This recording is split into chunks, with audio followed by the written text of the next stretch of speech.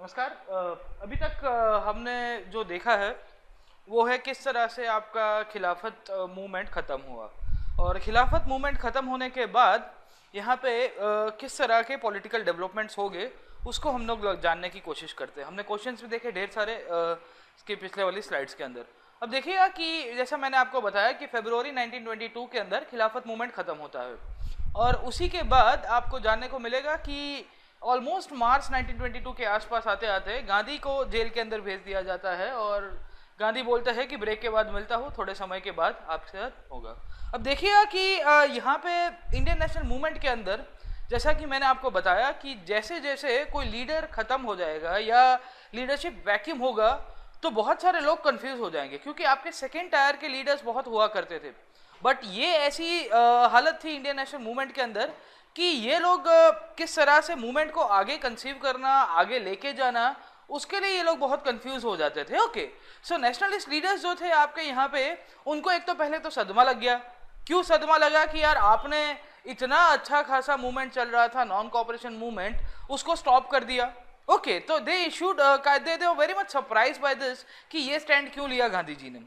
Secondly यहाँ पे कांग्रेस जो एक संगठन के तौर के ऊपर मजबूत हो रहा था 1919 के आसपास से, वो 1922 तक आते आते पूरा का पूरा 3D की तरफ चला जाता है। 3D मतलब जैसे है ना डेमोग्राफी, डेमोक्रेसी और डिमांड हम लोग बोलते रहते हैं आज की तारीख के अंदर। तो उस टाइम के अंदर कांग्रेस जो सिचुएशन के अंदर था उसे बोला जाता था डिसइंटीग्रेशन, डिसऑर्गेनाइजेशन एंड डीमोरलाइजेशन। क्यों? क्योंकि संगठन के तौर के ऊपर कांग्रेस अभी वीक हो गया था। वीक किसके कारण? क्योंकि एक ग्रुप जो था वो बोल रहा था कि गांधी जी ने सही किया है, दूसरा ग्रुप बोल रहा था कि गांधी जी ने गलत किया। सेकेंडली गांधी जी खुद ही नहीं रहे हैं अभी इनको नेतृत्व देने के लिए। तो होता है ना कि आपका अगर कोई लीडर नहीं होगा तो क्या होगा, तो आपकी जो सेकंड रैंक्स होगी, आपके कोई भी आप आर्मी के अंदर देख लीजिएगा, डिफेंस सर्विसेज के अंदर देख लीजिएगा, इवन सिविल सर्विसेज के अंदर भी, मतलब होता है कि एक नेता जैसा होता है जिसके ऊपर बेस बना के पूरा का पूरा चीज़ों को आगे कंटिन्यू कराया जाता है। यहाँ पे वो चीज़ नहीं हो पाती है और इसी के कारण आपको देखने को मिलेगा कि बहुत सारी सरप्राइज होगी। सेकेंडली जब धीरे धीरे जब ये लोग इससे थोड़ा रिकवर करते हैं तो रिकवरी के दौरान ही आपको देखने को मिलता है कि फिर से कांग्रेस के अंदर आइडियोलॉजीज क्लैश होगी। अब देखिएगा कि 1915 से, इनफैक्ट 1915 से जब से बापू आए हैं and right from 1915 till 1922 will see कि जहाँ जहाँ गांधीयन मूवमेंट चला है वहाँ पे उन्होंने सबको बांध के रखा था। क्यों? क्योंकि एक ही इंसान था और उसी की ही आइडियोलॉजी को कैरी फॉरवर्ड करते लोग पूरा का पूरा मूवमेंट को आगे लेके गए। बट यहाँ पे हमको जानने को मिलता है कि बापू खुद रहे नहीं है और इसी के कारण यहाँ आपको देखने को मिलता है कि दो ग्रुप्स फिर से अपनी विचारधाराओं को लेकर टकराएंगे।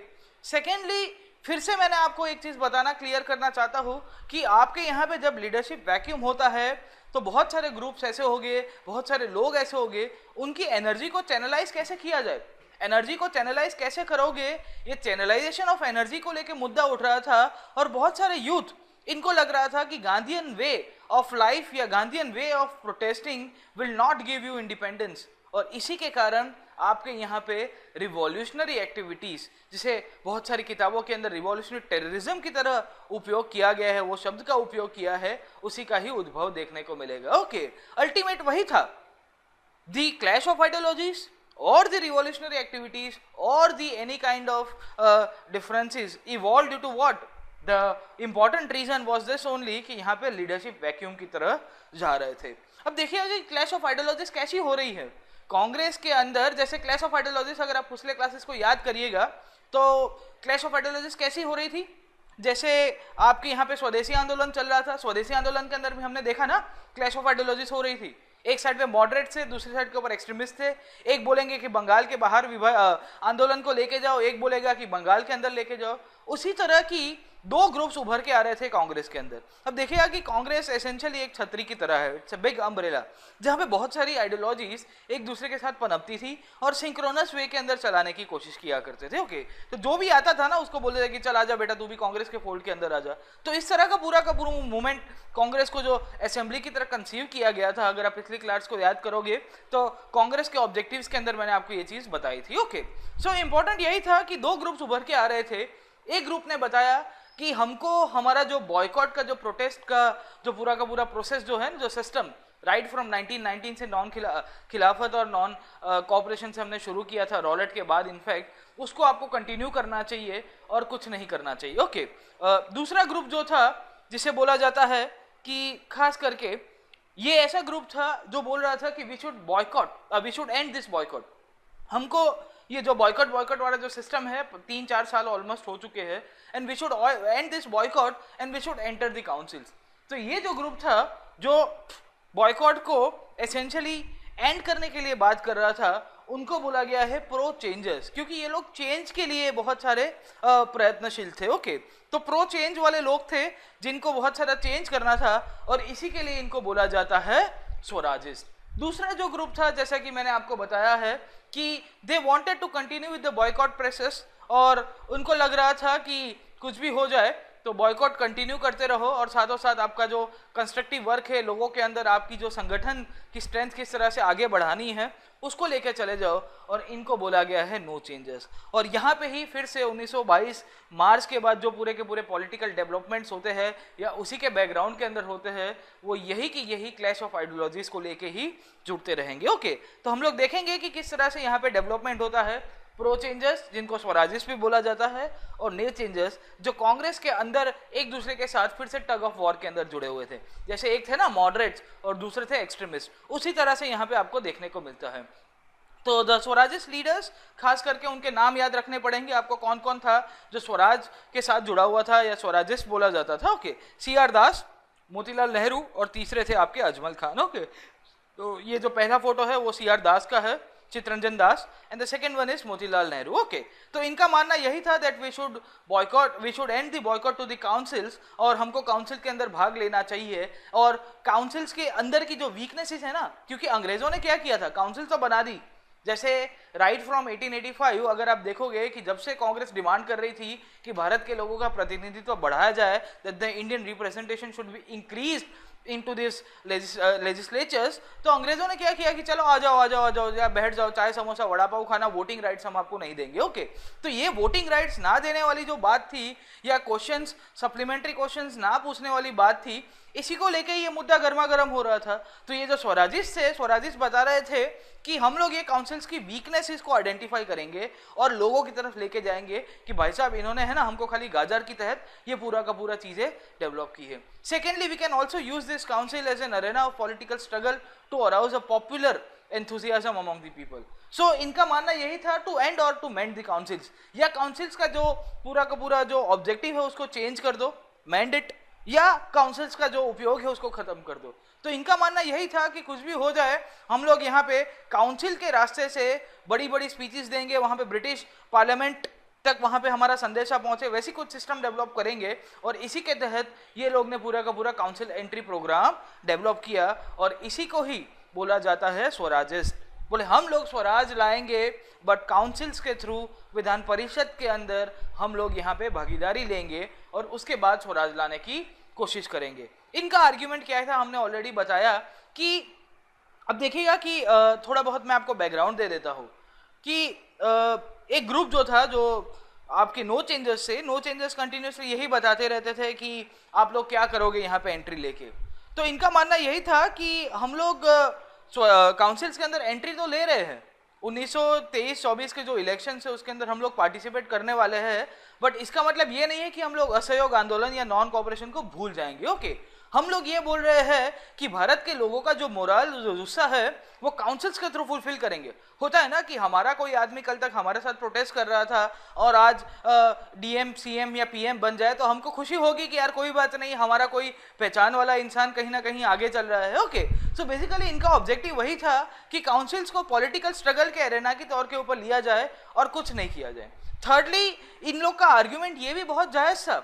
क्यों? क्योंकि ये जो ग्रुप था जो स्वराजिस्ट बोल रहा था, CR दास, अजमल खान और मोतीलाल नेहरू वाला ग्रुप, इनका मानना ये भी था कि अगर हम लोग काउंसिल्स के अंदर एंट्री नहीं लेंगे तो कौन लेगा? और कोई ले लेगा। अंग्रेज तो किसी और को पिट्ठू बना के उसको चुनाव लड़ा देंगे।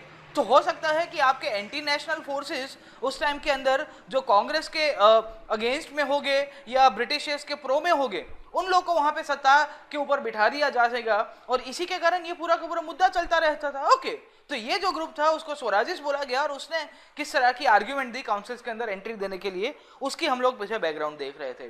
दूसरा जो ग्रुप जिसे कहा जाता है नो चेंजर्स, जो लोग चेंज नहीं चाहते थे, और इनका मानना यही था कि हम लोग को काउंसिल्स के अंदर, परिषदों के अंदर एंट्री नहीं लेनी चाहिए। इनके 3-4 लीडर्स से नाम याद रखेगा, किसको नो चेंजर्स कहा गया है, किसको प्रो चेंजर्स कहा गया है। Okay, C Rajaji, Rajagopalachari, M A Ansari, आपके राजेंद्र प्रसाद, और साथों साथ वल्लभ भाई पटेल जैसे आदि इत्यादि लीडर्स हुआ करते थे, जो लोग यहाँ पे कंटिन्यूसली बोल रहे थे कि हमको काउंसिल्स के अंदर प्रोग्राम अगर एंट्री नहीं करनी चाहिए। ओके, इनका मानना यही था कि काउंसिल्स के अंदर एंट्री करो, इससे अच्छा तो हम लोग बाहर कंस्ट्रक्टिव वर्क करें, थोड़ा बहुत लोगों के लिए अच्छा अच्छा काम करें, और उनका भले के लिए अच्छा काम करेंगे, संगठन का काम करेंगे तो ज्यादा अच्छा रहेगा। Okay, so they wanted to continue with the boycott and non cooperation process, और इसी के लिए इनको बोला गया है नो चेंजर्स। ओके, तो नो चेंजर्स का एक ग्रुप, एक प्रो चेंजर्स का ग्रुप, जैसा जैसा आप देख रहे हो वैसा वैसा ही 1907 के आसपास भी कांग्रेस के अंदर हो रहा था, वही आपको 1922-23 के अंदर भी देने को मिलेगा।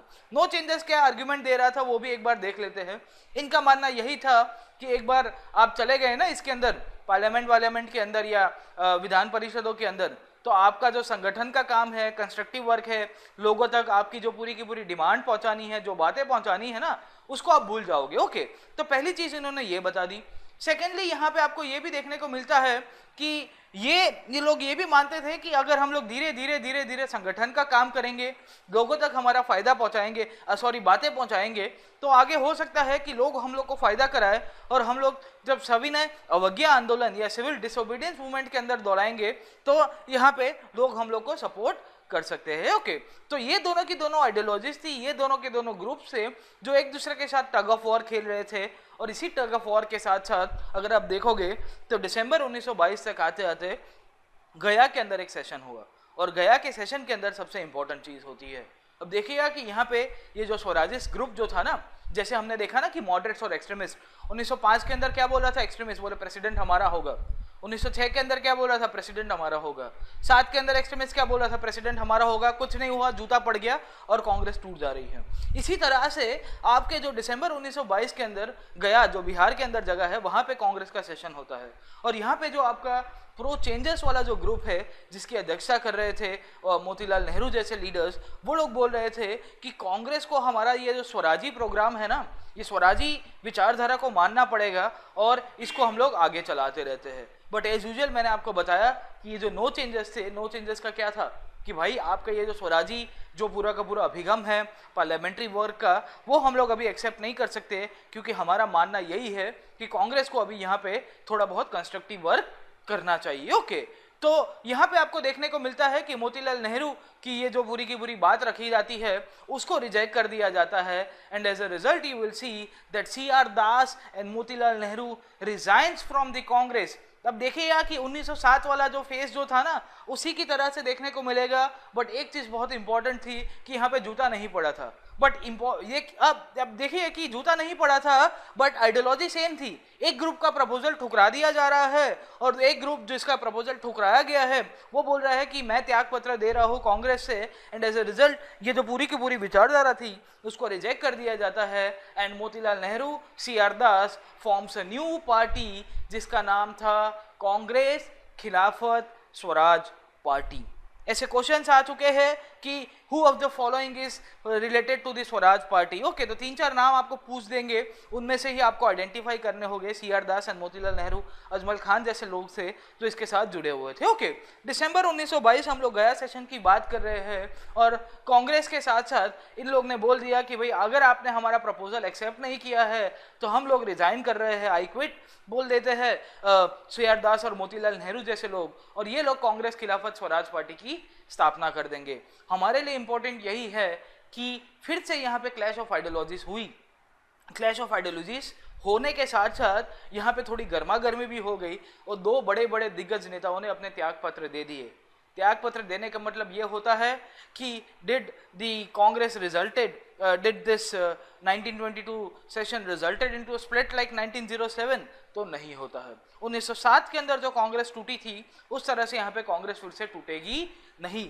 दोनों की दोनों साइड्स यहाँ पे आपको देखने को मिलेगा, वो चाहे प्रो चेंजर्स हो या नो चेंजर्स हो, they wanted did not want to break away, और दोनों की दोनों एक दूसरे के साथ लूप के अंदर रहते थे। ओके, तो एक दूसरे के साथ बातें करते थे और इनका मानना यही था कि संगठन में ही शक्ति है, जो पुरानी गलती हो चुकी है उसको हम लोग दोहराएंगे नहीं। ओके, तो यहाँ पे आपको देखने को मिलता है कि मोतीलाल नेहरू बताते हैं आपके राजेंद्र प्रसाद से कि यार मुझे आपसे आज बात करनी है। राजेंद्र प्रसाद भी बोलते हैं, साथों साथ गांधी जो यहाँ पे जेल के अंदर थे उनके साथ भी बोला जाता है कि आप मुझे लूप के अंदर रखिएगा, किस तरह के पॉलिटिकल डेवलपमेंट हो रहे हैं। ओके, तो इन तीनों की ये जो पूरा का पूरा ट्राइंगल बनता है, वो ट्राइंगल के थ्रू ये इनका पूरा का पूरा लूप प्रोसेस चलता रहता था, ये चैनल चलता रहता था, और चैनल के थ्रू इन्होंने देखा है कि यहाँ पे कांग्रेस का विभाजन ना हो जाए जो 1907 के अंदर हुआ था। ओके, अब देखिएगा कि अभी तक हमने जो देखा है वो है मार्च 1922 का समय, गांधी जी जेल के अंदर थे, साथों साथ हमने देखा कि लीडरशिप वैक्यूम हो रहा था और आइडियोलॉजीज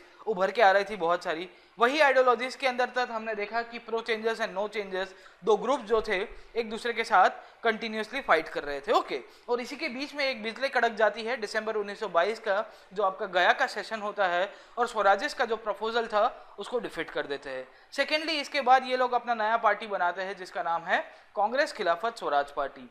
अब देखिएगा कि सबसे इंपॉर्टेंट पॉइंट यही होता है कि सितंबर 1923 तक आते आते ये जो प्रो चेंजर्स और नो चेंजर्स इन दोनों के बीच में कॉम्प्रोमाइज हो जाएगा, और ये कॉम्प्रोमाइज के तहत ये चीज बोली जाएगी कि that the Swarajist will be allowed to contest the elections within as a group within a Congress। ये स्वराज पार्टी वाले जितने भी लोग हैं उनको कांग्रेस के अंदर संभाल लिया जाएगा पहले तो। क्यों? क्योंकि ये लोग पुरानी गलती को दोहराना नहीं चाहते थे, and as a result you will see कि इन लोग का मानना ये था कि भाई कांग्रेस के अंदर रह के ही जितना हम लोग पॉलिटिकल वर्क करेंगे वो ज्यादा अच्छा रहेगा। ओके, तो स्वराजिस्ट को तुरंत बोल दिया जाता है कि आपको कांग्रेस का ये पूरा का पूरा जो प्रोग्राम है वो एक्सेप्ट करना पड़ेगा, और साथ ही साथ यहाँ पे जो नो चेंजर्स थे जो कांग्रेस की मेन लीडरशिप को गाइड कर रहे थे, इन्होंने भी स्वराजिस्ट को बोल दिया कि अगर आपको कांग्रेस के अंदर रह के काम करना है तो हमको कोई ऑब्जेक्टिव या ऑब्जेक्शन नहीं है।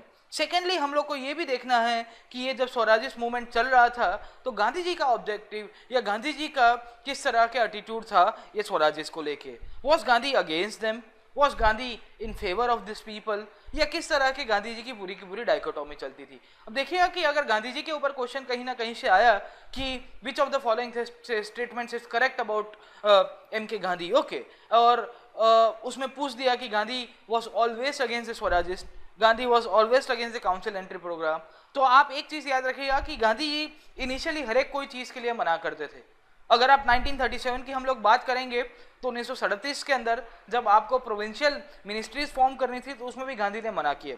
फिर लेटर ऑन उनको रिकंसिलिएट करा के उनको थोड़ा बहुत पैसिफाई करा दिया कि बापू मान जाओ, अब इतना क्या भाव खा रहे हो। ओके, तो यहाँ पे आपको देखने को मिलता रहता है, इंपॉर्टेंट यही है कि initially Gandhi would always negate the idea of entering the councils, फिर लेटर ऑन वो धीरे धीरे ग्रेजुअल करके वो मना देते हैं, क्योंकि वो है ना कि घर के बुजुर्ग होते हैं तो उनका थोड़ा आपको रखना पड़ता है, उनका जो स्टेटस है। तो उसी तरह से इंडियन नेशनल मूवमेंट के अंदर भी था। Okay, so initially M K Gandhi was oppose to this council entry program and the Swarajist program of council entry, but later on उनको समझाया गया है कि एक बार ये कांग्रेस का ग्रुप है और इसके अंदर ही काम करेगा, आप चिंता मत करो, ये कांग्रेस की जो गाइडलाइंस है उसको फॉलो करेगा, और इसके लिए ये लोग थोड़ा बहुत मान जाते हैं। Okay, so we up till now we have seen the December 1922 of Gaya session, जहां कांग्रेस के जो दो ग्रुप स्वराजिस्ट और जो नो चेंजर्स थे उनके बीच में बंटवारा हो रहा था, बट बंटवारा ज़्यादा चलता नहीं है। सितंबर 1923 के आते आते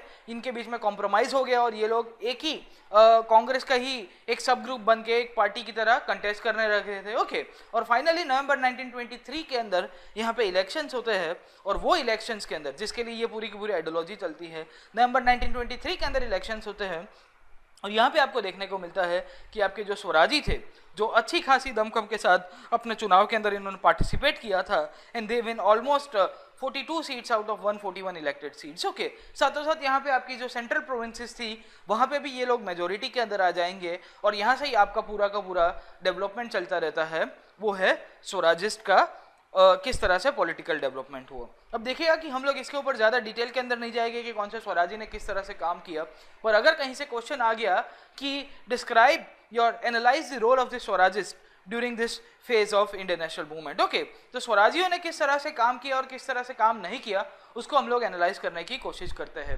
पॉजिटिव्स देखेंगे और साथों साथ नेगेटिव देखने की कोशिश करेंगे। पॉजिटिव्स क्या क्या हुए इनके स्वराजिस के, अब देखिएगा कि स्वराजिस्ट 1923 से ही सत्ता के ऊपर आ जाते हैं, मतलब 1924 इनफैक्ट जब से शुरुआत हुई तब से ही आए। ओके, तो इन्होंने कौन से अच्छे काम किए जब स्वराज मूवमेंट यहाँ पे इंडिया के अंदर चल रहा था। ओके, पहला सबसे इंपॉर्टेंट चीज क्या की, वो था भारत के अंदर जो पॉलिटिकल वैक्यूम उभर के आ रहा था ना, उसको अच्छी तरह से फिल किया।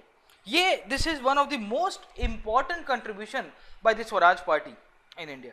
क्यों? क्योंकि यहाँ भारत के अंदर कैसा था कि गांधी जेल के अंदर थे, बहुत सारे लोग ऐसे थे जो अपने ओरिएंटेशन भूल गए हैं, साथों साथ इंडिया का जो नेशनलिस्ट फोर्सेस, जो ट्रेडिशनल नेशनलिस्ट फोर्सेस रही है राइट फ्रॉम 1885, उसका कोई रिप्रेजेंटेशन नहीं हो रहा था ब्रिटिश आपकी काउंसिल्स के अंदर, और उसी के दौरान ये लोग आते हैं और पॉलिटिकल वैक्यूम को फुलफिल कराते हैं। क्यों? क्योंकि कैसा है, क्यों कंस्ट्रक्टिव वर्क आप करते रहोगे तो सरकार आपको दबा देगी, बोले चलो यहाँ से निकलो, आपने ये कानून तोड़ा है, वो कानून तोड़ा है। But this guys were sitting at the legislatures, तो ये लोग है ना रोज न्यूज के अंदर चमकते रहते हैं, तो इसके कारण लोगों को लगता है कि भाई हमारा कोई है जो वहां पे काउंसिल्स के अंदर बैठा है और हमारी मदद करने के लिए यहाँ पे आ गए। ओके, साथों साथ यहाँ पे आपको ये भी देखने को मिलेगा कि 1925 के आसपास यहाँ पे आपकी जो सेंट्रल लेजिस्लेटिव असेंबली है उसके अध्यक्ष के तौर के ऊपर विठल भाई पटेल की ऑफिशियल उनको वो सीट के ऊपर बिठाया जाता है। ओके, तो आपकी जो स्पीकर की जो पोस्ट है राइट, जैसे आज की तारीख में आपकी महाजन मैडम है, उसी तरह से आपको देखने को मिला सुमित्रा महाजन, तो उसी तरह से 1925 के अंदर जो स्पीकर की पोस्ट थी, this was the first time which was allotted to Indian, उनका नाम था विठल भाई पटेल। ओके, तो he was a very stalwart leader at that time, Sardar Vallabh bhai Patel के ब्रदर भी हुआ करते थे, और एज यूजुअल इनका भी स्पीकर का काम था, तो ये क्या बोलते थे, शांत बैठिए,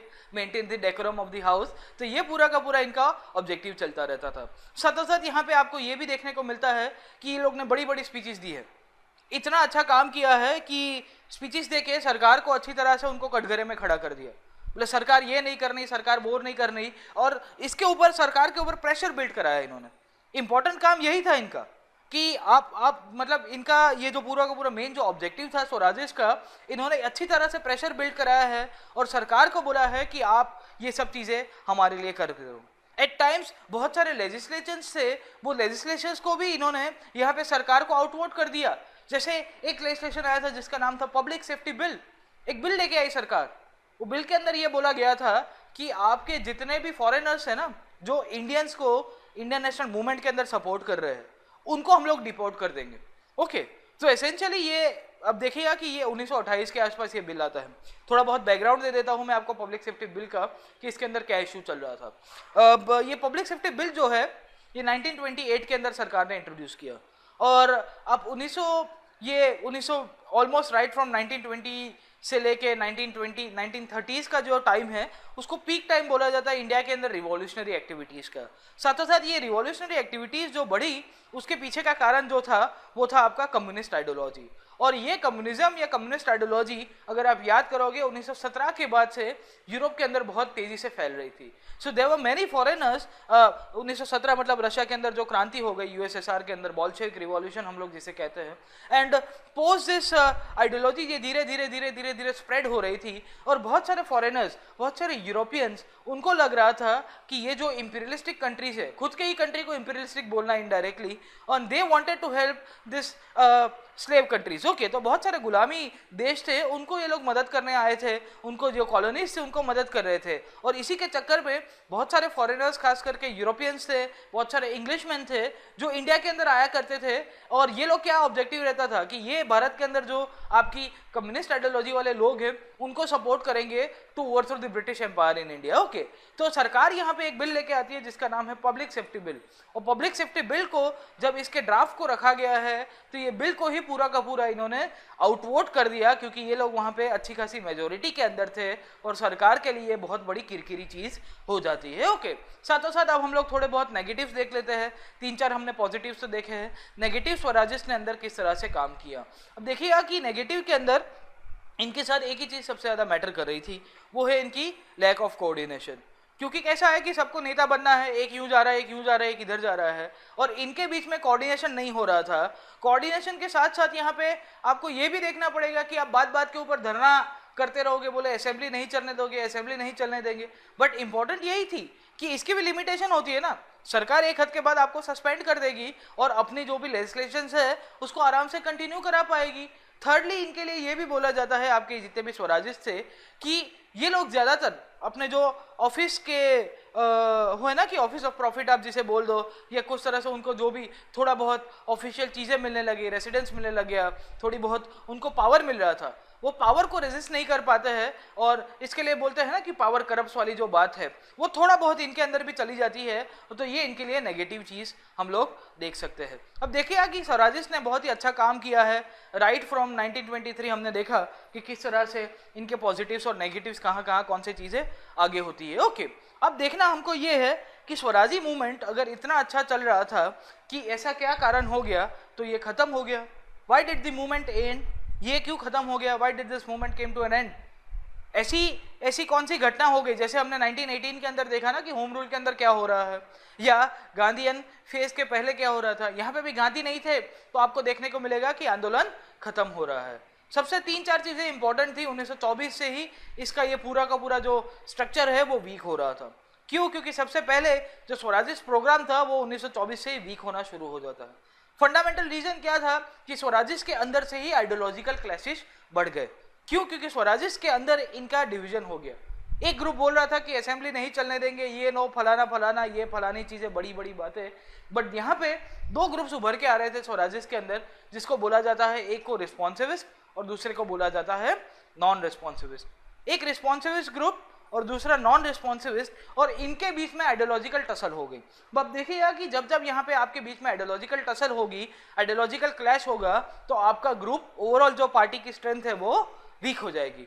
फाइनली यहाँ पे भी स्वराजिस्ट के अंदर ही आपको देखने को मिलेगा 1925 के आसपास तक आते आते आपके जो लीडर थे CR दास, उनकी मृत्यु हो जाती है, और फिर से स्वराज पार्टी के अंदर ही लीडरशिप वैक्यूम हो जाएगी।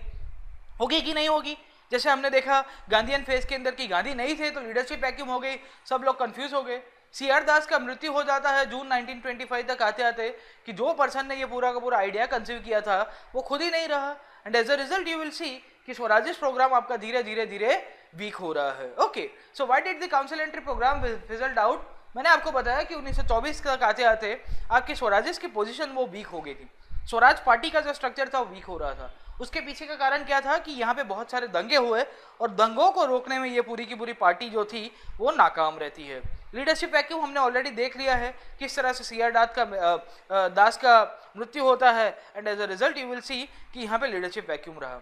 तीसरा हमको इंपॉर्टेंट चीज यही जाननी है कि इनके बीच में एक ग्रुप उभर के आ रहा था जिसे कहा जाता है रिस्पॉन्सिविस्ट, और दूसरा जो ग्रुप था जिसे कहा जाता है नॉन रिस्पॉन्सिविस्ट। जैसे कांग्रेस के अंदर था ना मॉडरेट्स और एक्सट्रीमिस्ट, फिर एक और ग्रुप आया pro changes and no changes, अभी ये प्रो चेंजेस के अंदर से फिर से दो ग्रुप आ गए, रिस्पॉन्सिविस्ट एंड नॉन रिस्पॉन्सिविस्ट। अब देखिएगा कि इतनी सारी आइडियोलॉजीज है, और ये सबकी सब आइडियोलॉजीज एक दूसरे के साथ टकरा रही थी, and when this ideologies try to strike against each other, इसके कारण आपका जो मूवमेंट है वो वीक हो रहा है। एक ग्रुप था जिसे कहा जाता है responsivist which was in the Swaraj party. इसका मानना यह था कि हमको हिंदू इंटरेस्ट है, जो आपके हिंदू रिलीजन के इंटरेस्ट है, उसको प्रोटेस्ट करना चाहिए, उसको प्रोटेक्ट करना चाहिए, एंड टू प्रोटेक्ट दैट हम लोग वहां पे जो भी ऑफिशियल लाइन होगी सरकार की उसको एक्सेप्ट भी कर देंगे। ओके, तो ये जो ग्रुप था रिस्पॉन्सिविस्ट का, उसके 3-4 लीडर थे, जैसे NC केलकर, मदन मोहन मालवीय, लाला लाजपत राय जैसे लोग थे।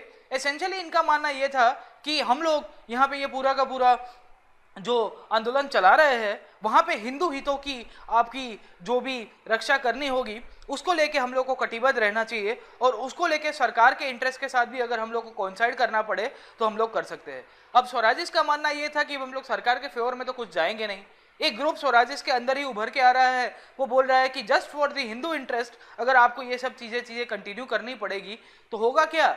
अब देखिएगा कि यहाँ पे ये जो दूसरा जो स्वराजिस्ट जो कोर आइडियोलॉजी थी, अभी एक ही नेता बचा है, वो कौन थे आपके मोतीलाल नेहरू, क्योंकि CR दास तो फाउंडिंग प्रेसिडेंट थे, मोतीलाल नेहरू आपके सेक्रेटरी हुआ करते थे, और यहाँ पे एक ग्रुप आ गया, इन्होंने मोतीलाल नेहरू को बोल दिया कि भाई आप तो एंटी नेशनल हो, बोले आप जो भी चीज़ें कर रहे हो सरकार के फेवर में कर रहे हो या कुछ भी कर रहे हो, हिंदू इंटरेस्ट को साथ में नहीं ले रहे हो। ओके, सो बेसिकली इसको बोला गया है कि आप एंटी हिंदू हो, एंटी नेशनल हो। ये पूरा का पूरा बेस बना के ये जो स्वराज पार्टी थी या स्वराज आइडियोलॉजी था, इसके नाम याद रखिएगा रिस्पॉन्सिबिलिस्ट के, किन किन लोगों को रिस्पॉन्सिबिलिस्ट बोला जाता है, N C Kelkar, Madan Mohan Malaviya and Lala Lajpat Rai. Okay, तो इन तीनों के तीनों ने एक ही चीज के ऊपर फोकस किया था, वो था हिंदू इंटरेस्ट और हिंदू रिलीजन के ऊपर ज्यादा फोकस करने की इन्होंने कोशिश की थी।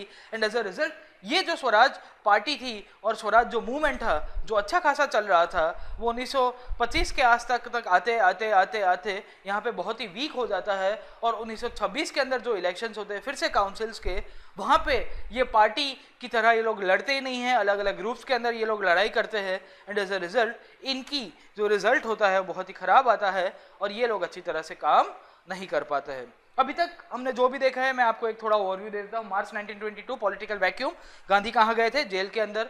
दिसंबर 1922 गया के अंदर सेशन हुआ, स्वराजिस्ट प्रपोजल को डिफीट कर दिया जाता है। सितंबर 1923 के अंदर यहाँ पे इनका कॉम्प्रोमाइज होता है। कॉम्प्रोमाइज के अंदर ये चीज क्या बोली गई थी कि this will be the Swarajist will be contesting as a group within the Congress. नवंबर 1923 के अंदर इलेक्शंस हुए, ये लोग अच्छी खासी सीट्स लेके यहाँ पे पावर के अंदर आ जाते हैं। 1924 के आसपास तक आते आते ही इनकी वीकनिंग हो जाएगी। क्यों? क्योंकि दंगे होते हैं और दंगे को ये लोग रोकने में नाकामयाब रहते हैं। 1925 के अंदर यहाँ पे हमने ये देखा कि सी आर दास की डेथ हो जाती है। एंड एज अ रिजल्ट यहाँ पे पॉलिटिकल क्राइसिस हो गए क्योंकि लीडरशिप वैक्यूम हो रहा है।